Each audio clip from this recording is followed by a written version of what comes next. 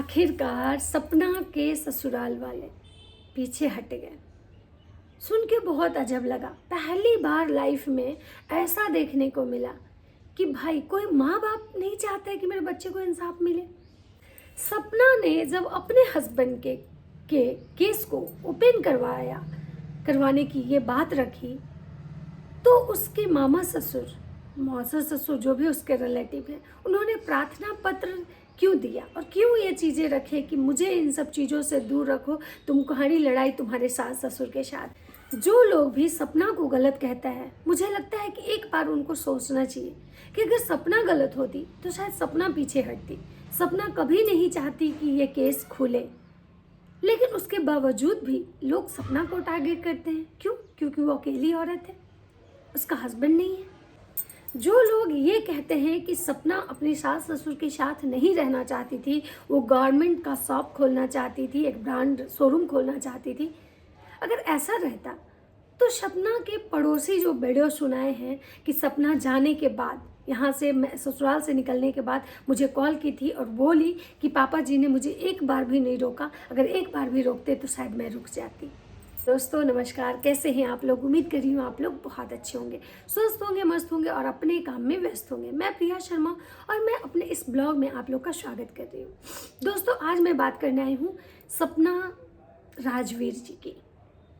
जो लोग सपना पे एलिगेशन लगा रहे हैं कि जस्टिस दिलाना है तो सबको जस्टिस दिलाओ, एक चीज़ बताइए, जिस इंसान का डेथ हॉस्पिटल में हुआ, हॉस्पिटल वाले ने ये प्रूफ किया कि नहीं इस इंसान का डेथ जो हुआ है कोविड के कारण हुआ है, उसको क्या जस्टिस दिलवाना है? जैसा कि आप सबको पता है कि कोविड जब चल रहा था तो कोविड का जो ये था इतना ज़्यादा ये खतरनाक था कि मतलब पल भर में इंसान का मतलब डेथ हो जा रहा था। मतलब जिसका बोले ना कि जिसका किस्मत ख़राब था, उसके जवान बच्चे, किसी के जवान हस्बैंड, किसी के बूढ़े माँ बाप, मतलब उसमें एज कोई ये नहीं था, तुरंत के तुरंत डेथ हो जा रहा था। और जैसा कि हम सबको पता है कि सूरज जी को भी कोरोना हुआ था और वो हॉस्पिटल में एडमिट थे और उनका हॉस्पिटल में ही उनकी डेथ हुई थी।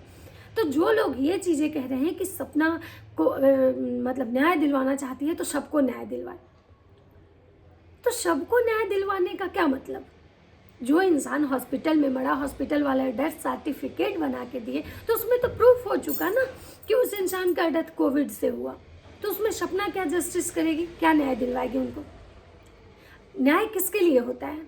जब कोई किसी को मार दे, किसी का रोड एक्सीडेंट हो और सामने वाले फैमिली वाले को डाउट हो कि इसका एक्सीडेंट हुआ नहीं है बल्कि करवाया गया है, तो उस कंडीशन में हम न्याय के लिए लड़ते हैं।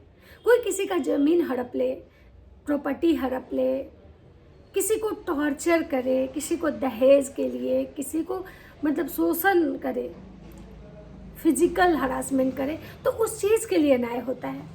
ना कि कोई इंसान को हार्ट अटैक से मौत हो जाए, कोई इंसान को अगर मतलब किडनी फेल हो जाए, ब्रेन हैमरेज हो जाए, उस कंडीशन में डेथ हो तो उसको न्याय दिलवाए। क्योंकि वो जो डेथ होती है ना, वो नेचुरली कहा जाता है कि उसमें भगवान की मर्जी थी कि सामने वाले का जो जीवन था इतने ही दिनों का था।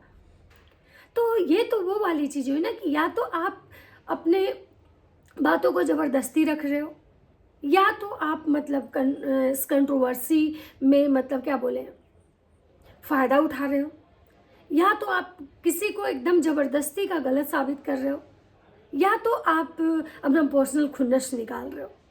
चीज़ें तो यही बोली जा सकती है ना।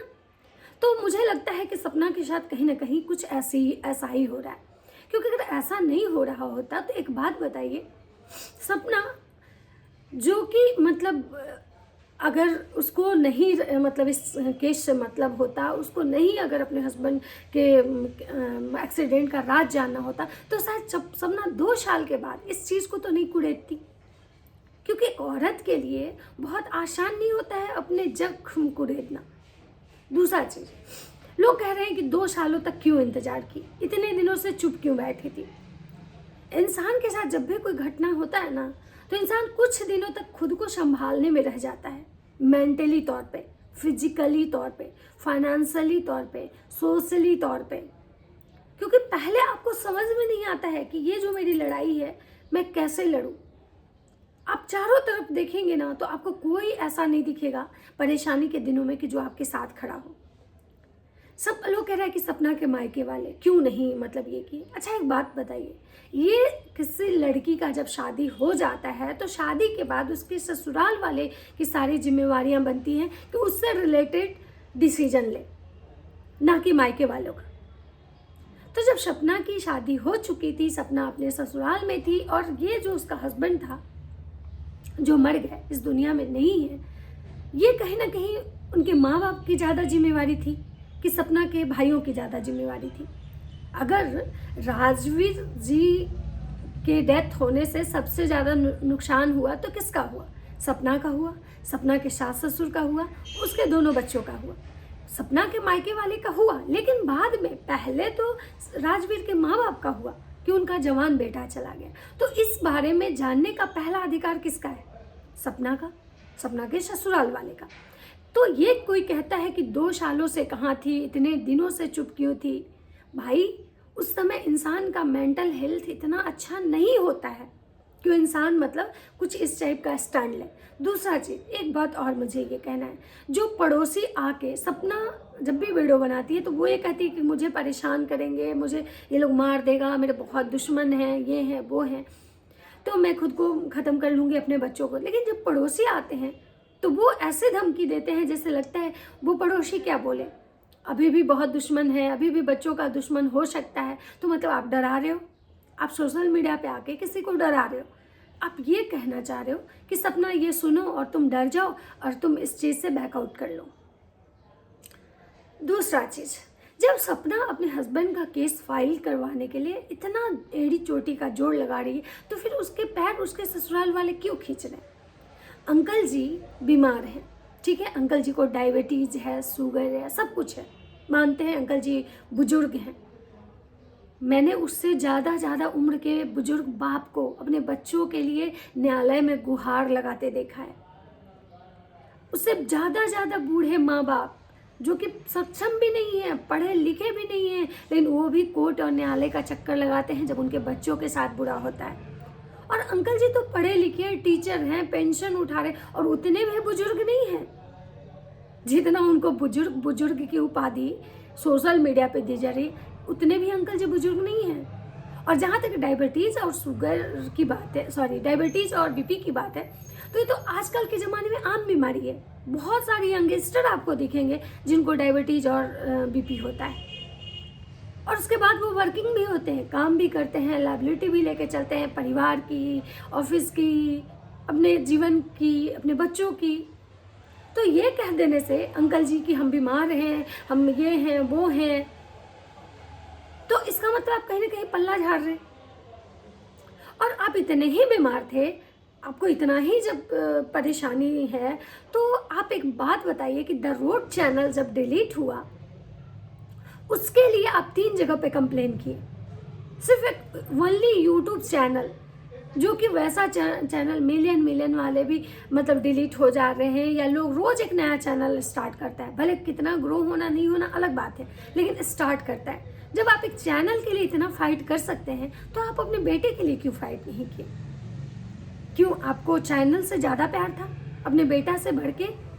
और जहाँ तक पड़ोसी कहते हैं कि भाई सपना मतलब ही डिलीट करवाई, तो एक बात बताइए, चलिए सपना डिलीट करवाई मानते हैं, तो अगर सपना कुछ भी कर रही है तो इसमें पड़ोसी को क्यों दर्द है भाई?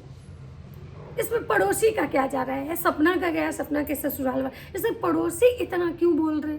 उनको क्या दर्द है? क्या वो चैनल अगर सपना नहीं डिलीट करवाती तो उससे बेनिफिट पड़ोसी को होता? दूसरा चीज़, सपना जब ये मतलब कि अपना केस फाइल की तो उसके मामा ससुर या मौसा ससुर जो भी हैं उनका प्रार्थना पत्र आता है कि भाई मुझे इस चीज़ से बाहर निकालो, मेरा इसमें कोई लेना देना नहीं है, तुम्हारी लड़ाई तुम्हारे सास ससुर से है। अगर उसकी लड़ाई उसके सास ससुर से होती फिर बीच में आप लोग का नाम ही कैसे आता? कैसे आता? गाड़ी के पार्ट्स किसी और के पास हैं, गाड़ी का पार्ट्स, जिस गाड़ी से एक्सीडेंट हुआ उसके पार्ट्स कहीं और रखे हुए हैं। माँ बाप को पता है लेकिन सपना को नहीं पता है। और आप लोग का इन्वॉल्वमेंट कह रहे हैं कि आए तुम्हारी लड़ाई तुम्हारे सास ससुर से। अगर इसकी लड़ाई इसके सास ससुर से होती तो फिर वो छोटी बहन जी कहाँ से आती, जो मात्र 15-16 साल की लड़की हैं, जो पूरे फैमिली को चला रही है, पूरे फैमिली में पे पता नहीं कौन सा मोहिनी मंत्र डाल दी है, जिसके आगे सपना के सस ससुर को उनके खुद की पोतियां नहीं दिख रही हैं, जो बहुत छोटी छोटी और प्यारी प्यारी है। लोग कहता है कि लोग को सूद से मूड ज़्यादा प्यारा होता है, मतलब कि बेटा बहू से ज़्यादा प्यारा पोता पोती होता है। लेकिन सपना के ससुर को देखिए तो आपको लगता है कि आज के समय में कुछ भी मतलब कि पॉसिबल है? कुछ भी इम्पॉसिबल नहीं है। मतलब यहाँ कुछ भी हो सकता है। लोग अपने बच्चों को लात मार के दूसरे के बच्चों को गोद में रख के घूमते हैं। ये है अभी का समय। तो भाई जो भी है, मौसा ससुर नाना ससुर जो भी हैं, उन लोगों को तो सोचना चाहिए था कि भाई अब हम अलग कैसे हैं। जब मतलब बात केस की आई, जब केस खुलने लगा, चीज़ें मतलब परत दर परत बाहर आ रही है, तो अब आप खुद को कह रहे हो कि हम सेपरेट हैं, मुझे कोई लेना देना नहीं। भाई शुरुआत तो आप ही लोग किए। अगर इन लोग का मैटर होता, सास बहू ससुर बहू किया, तो ये लोग आपस में सुलझ जाते। फिर इसमें ये बहन जी कहाँ से बीच में आती, अब ना हो ये देने, फिर पड़ोसी कहाँ से आते, फिर ये छोटी वाली जो हैं जो बेटी, इनके भैया कहाँ से आते। और जहाँ तक लोग सपना को कहते हैं रिकॉर्डिंग रानी, मैंने बहुत लोगों को सुना है। तो वो चीज़ें जो रिकॉर्डिंग रानी करती हैं, तो एक बात बताइए, ये तो रिकॉर्डिंग रानी है, रिकॉर्डिंग करती है। फिर सपना के हस्बैंड को जब कॉल किया गया था, तो उस समय ये कहने के लिए कि भैया इस रास्ते से मत आना, इस रास्ते में तार गिरा हुआ है, तो ये चीज़ें फिर क्यों रिकॉर्ड करके रखी गई। और सिर्फ यही एक रिकॉर्डिंग बचा हुआ था राजवीर के फ़ोन में, बाकी हर कुछ डाटा डिलीट किया हुआ था, जैसा कि अलका जी ने बताया। आप अलका जी के वीडियो में जाके सुन सकते हैं। मैंने पूरा तो नहीं सुना, बस इतना ज़रूर मैं सुनी हूँ। तो इसीलिए कोई भी पर्सनल अपना खुन्नस ये करके साइड करके, एक एज ए ह्यूमन बीइंग, एक अकेली औरत अगर हिम्मत कर रही है तो आप लोग उसकी हिम्मत बनिए और उसको सपोर्ट कीजिए। सपना कोई गलत मांग नहीं कर रही है कि आपको सपोर्ट करने में कुछ ये जा रहा है। वो बस केस का बस इन्वेस्टिगेशन चाहती है कि केस में उस दिन हुआ क्या था ये जानना, पड़ोसी का कॉल लास्ट टाइम क्यों आया था, एक्सीडेंट से कुछ पहले पड़ोसी का कॉल क्यों आया था राजवीर के नंबर पे। तो इतना जानने का अधिकार एक बीवी को तो है। क्या आप कल जो भी लोग उस पर एलिगेशन लगाते हैं, क्या उनके हस्बैंड के साथ ऐसा हो तो वो नहीं जानने की कोशिश करेंगे? तो किसी की मतलब क्या बोले, किसी का हिम्मत बनिए, ना कि उसका मतलब क्या बोले उसका पैर खींचिए। एक तो 2 साल के बाद सामने वाला इतना हिम्मत जुटाया है कि सबके अगेंस्ट जाके ये केस ओपन करवा रहा है। क्या आज भी उसको डर होगा कि अगर हम केस ओपन करवा रहे हैं तो हो सकता है हमको कुछ हो, मेरे बच्चों को, जैसा कि आपको पता है कि पड़ोसी भी बताया कि उसके 8 दुश्मन हैं। तो सपना बोलती थी कि हाँ मेरे दुश्मन है, तो लोग उसकी बात का विश्वास नहीं करता था। सब लोग सोचता था कि कंट्रोवर्सी क्रिएट करती है, सब लोग सोचता था कि भाई ये तो व्यू के लिए कर रही है, सिंपैथी कार्ड खेल रही है। देखिए कोई भी सिंपैथी कार्ड ऐसे नहीं खेलता है, जो खेलता है ना वो कहीं ना कहीं समझ में आ जाता है। तो अंकल जी इतने भी बुजुर्ग नहीं हैं, ठीक है मानते हैं 2-2 बेटा होने का गम है उनको, लेकिन कहीं ना कहीं सपना उनसे बहुत उम्र में छोटी है और उस छोटे से उम्र में उसने बहुत कुछ झेला है और देखा है। तो उसको भी रखिए, उसको भी एक जगह पे रखिए कि एक औरत के साथ जब ऐसा होता है तो उसके मेंटल, फिजिकल, फाइनेंशियल और सोशल हेल्थ किस टाइप से खराब होता है। भगवान ना करे किसी के साथ ऐसा हो। तो मेरा आज का यही मतलब रिएक्शन है, मतलब रिएक्शन नहीं, आज का मेरा यही अपना मेरा थॉट है। आप लोगों को क्या लगता है आप लोग ज़रूर बताइएगा। वीडियो अच्छा लगे तो लाइक कीजिए, कमेंट कीजिए और चैनल पे नए हैं तो सब्सक्राइब कीजिएगा। राधे राधे।